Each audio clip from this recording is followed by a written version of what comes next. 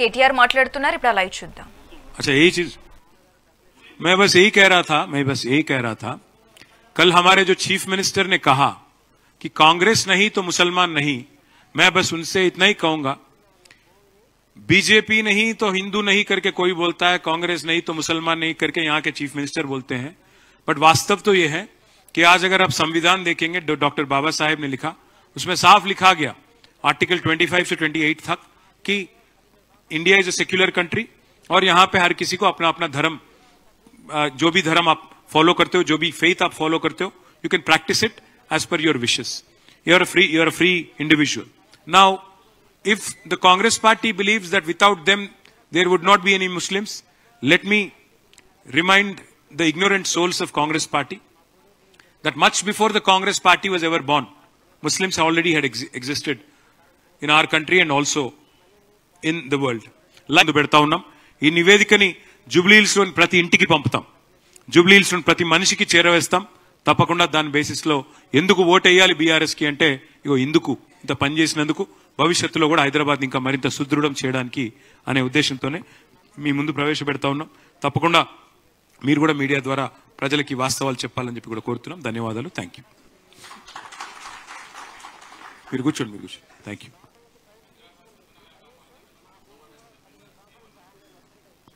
హైదరాబాద్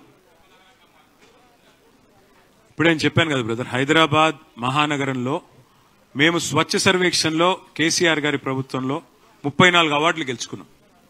హైదరాబాద్ లో పారిశుద్ధ్య నిర్వహణ బాగా ఉంది కాబట్టి మొత్తం భారతదేశంలోని అన్ని మెట్రో నగరాల్లో మాకు అవార్డు వచ్చింది. గ్రీన్ సిటీ అవార్డులు, బెస్ట్ క్వాలిటీ ఆఫ్ లివింగ్ అవార్డులు, ఇవన్నీ తెచ్చింది మా ప్రభుత్వం. 2 ఏళ్లలో ఈరోజు వాళ్ళ పరిస్థితి ఏంటంటే, ఇప్పుడు మీరు షేక్పేటలో ఉండే, కావాలంటే ఈ నిమిషమే పోదాం, మీ కెమెరాలు తీసుకుని రండి, నేను కూడా వస్తా. షేక్పేటలో అక్కడ శ్మశాన వాటిక ఉంది, హిందూ శ్మశాన వాటిక. హిందూ శ్మశాన వాటిక నిండా మొత్తం చెత్త నింపేసింది రేవంత్ రెడ్డి ప్రభుత్వం. ఒక్కటంటే ఒక్కటి నిర్వహణ సరిగ్గా ఉందా? ఇవాళ డాక్టర్ బాబాసాహెబ్ అంబేద్కర్ 125 అడుగుల విగ్రహం ఉంది ఇక్కడే హైదరాబాద్ నడిబొడ్డున సెక్రటేరియట్ పక్కనే. పోదాం పై, ఇప్పుడే తీసుకొని కెమెరా తీసుకొని పోదాం. దాని చుట్టూ ఎంత అధ్వానమైన మురికి కూపంగా ఈ ప్రభుత్వం మార్చిందో, ఇప్పుడు మున్సిపల్ మంత్రిగా పనిచేస్తున్న వ్యక్తి ఎంత విఫలమైనాడో దాన్ని బట్టి మీరు చెప్పొచ్చు. ప్రజలే న్యాయ నిర్ణేతలు, ఆయన మాట్లాడినట్టు నేను మాట్లాడను. ప్రజలే న్యాయ నిర్ణేతలు. 11 తారీఖు నాడు ప్రజలు తీర్పు చెప్పాలని నేను కోరుతా ఉన్నాను. ఇంకొక మాట కూడా అడుగుతా ఉన్నాను. ఇప్పుడు నేను చెప్తున్నా 5,328 కోట్లతో మేము అభివృద్ధి చేశాం జూబ్లీహిల్స్ అని చెప్తున్నా. అభివృద్ధి సంక్షేమం 2 కలిపి. నువ్వు చెప్పు, 2 ఏళ్లలో నీ ప్రభుత్వం ఏం చేసింది జూబ్లీహిల్స్ కి చెప్పు, హైదరాబాద్ కి చెప్పు, చెప్పి ఓటాడు. తప్పేం?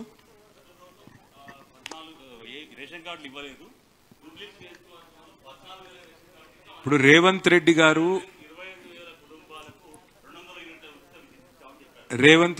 ఉత్తమ్ కుమార్ రెడ్డి గారు ఒక రూమ్ లో కూర్చుంటే ఈ సమస్య పరిష్కారం అయిపోతుంది. ఎందుకంటే ఉత్తమ్ కుమార్ రెడ్డి గారేమో శాసన మండలిలో, శాసనసభలో సివిల్ సప్లైస్ మినిస్టర్ గా ఆయన చెప్తున్నాడు, గత బీఆర్ఎస్ ప్రభుత్వం 6.5 లక్షల కార్డులు ఇచ్చింది, రేషన్ కార్డులు అని ఉత్తమ్ కుమార్ రెడ్డి గారు ఆన్ ద రికార్డ్ శాసన మండలిలో, శాసనసభలో చెప్పారు. కావాలంటే మీరు కూడా రికార్డు తెప్పించుకోవచ్చు, ఉంది. మరి రేవంత్ రెడ్డి గారు అబద్ధం చెప్తున్నాడా నిజం చెప్తున్నాడు? ఎందుకంటే ఆయన మంత్రి 6.5 లక్షల కార్డులు, ఆయన మంత్రి మండలిలో పనిచేసే పౌర సరఫరాల మంత్రి చెప్తున్నాడు 6.5 లక్షల కార్డులు కేసీఆర్ ప్రభుత్వం ఇచ్చింది అని చెప్తున్నాడు. మరి రేవంత్ రెడ్డి అబద్ధం చెప్తుండా, ఆయన మంత్రి అబద్ధం చెప్తున్నా, వాళ్ళిద్దరూ దగ్గర కూర్చొని తేల్చుకుంటే మంచిది. రేషన్ కార్డులు ఇవ్వడం గొప్ప పని అని మేము అనుకోలేదు. అదో గొప్ప ముచ్చట, చాలా ఇంటర్నేషనల్ ముచ్చట, అదే గొప్ప పని, అంతకంటే గొప్ప పని అందుకే మేము దాన్ని చెప్పకుండా చేసేసినాం. రొటీన్ గా అధికారులతో చేసినాం. మా ఎమ్మెల్యేలు కూడా చాలా మంది దానిలో భాగస్వామ్యం కూడా మేము కల్పించలే. రొటీన్ గా మీ సేవ ద్వారా ఇచ్చేసినాం. కానీ వీళ్ళేందంటే వీళ్ళ బతుకులకు అదే గొప్ప పని, అంతకంటే పెద్ద గొప్ప పని లేదు కాబట్టి రేషన్ కార్డులు ఇచ్చడం అనేది కూడా గొప్ప పనిలాగా చెప్పుకుంటున్నారు. అది వాళ్ళ భావదారిద్ర్యం. ఏం చేయగలిగేదండి?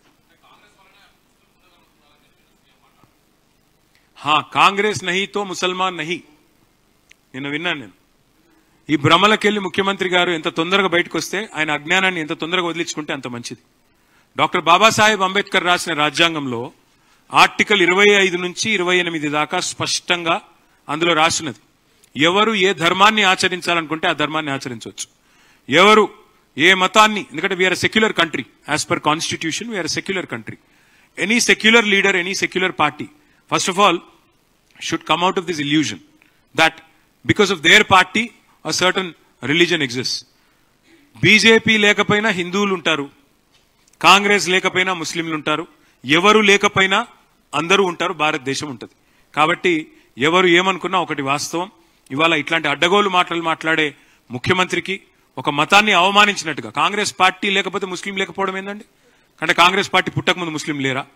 కాంగ్రెస్ పార్టీ ఆల్మోస్ట్ చచ్చిపోయింది, మొత్తం చచ్చిపోయాక కూడా ముస్లింలు ఉండరా? ఏం మాట్లాడుతున్నాడు ఆయన? కనీసం మిడకాయ మీద తలకాయ నోడైతే కూడా మాట్లాడట్లా.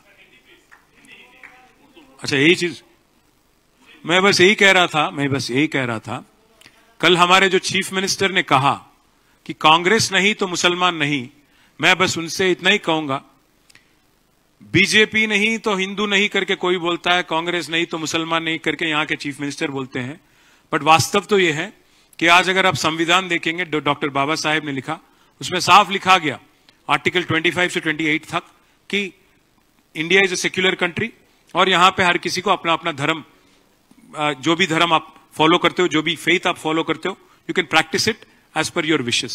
You are a free individual. Now if the Congress party believes that without them there would not be any Muslims, let me remind the ignorant souls of Congress party that much before the Congress party was ever born, Muslims already had existed in our country and also in the world. Likewise, if BJP also believes that if they tomorrow don't remain as a political party, Hindus nahi rahenge, Hindu rakshak hum banenge, to wo bhi galat hai. Congress का भी ख्याल गलत है, BJP का भी ख्याल गलत है. दोनों के रहने या ना रहने से हिंदू और मुसलमान को कोई तकलीफ नहीं होगा, हिंदुस्तान को कोई तकलीफ नहीं होगा. आखिरी में हिंदुस्तान एक सेक्युलर स्टेट है, सेक्युलर कंट्री है, बिल्कुल वो सेक्युलर ही रहेगा, चाहे कोई भी कुछ भी कोशिश कर ले. पहली बात तो मैं डिमांड करता हूं चीफ मिनिस्टर रेवंत रेड्डी को कि पहले आप माफी मांगो.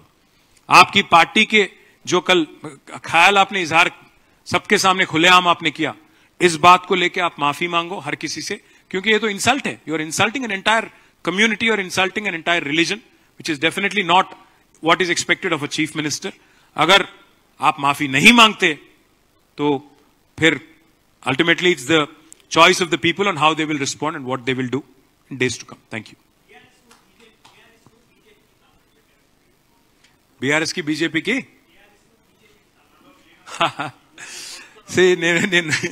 నేనేమంటా అంటే మీరు ఒకటి చెప్పండి, ఇంతకంటే దృఢమైన బలం ఛోటే బాయ్ బడే బాయ్ బంధం ఎంత దృఢంగా ఉందంటే, ఛోటే బాయ్ వాళ్ళ బమ్మర్దికేమో బడే బాయ్ కాంట్రాక్ట్ ఇస్తాడు.